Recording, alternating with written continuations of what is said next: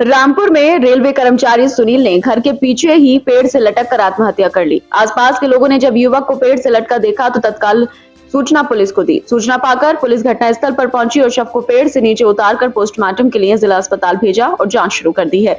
जानकारी के मुताबिक बताया जा रहा है कि सुनील इटावा का रहने वाला है। थाना शहजाद नगर में किराए के मकान में रहकर रेलवे में काम करता था।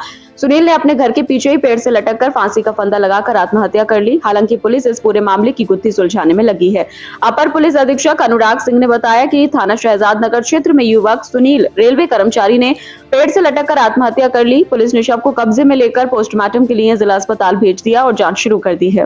एक रेलवे एम्प्लॉय थे, गैंगमैन का काम करते थे, सुनील कुमार नाम का था। इनके द्वारा थाना शहजाद नगर अंतर्गत एक स्वाति मंथौल के पीछे पेड़ से फंदे से लटक करके आत्महत्या कर ली गई है। इसमें सूचना प्राप्त होने पर शव को कब्जे में लेके पंचायतनामा पोस्टमार्टम की कार्रवाई कराई जा रही है और शेष कार्य इसकी विवेचना पर चल रहा है।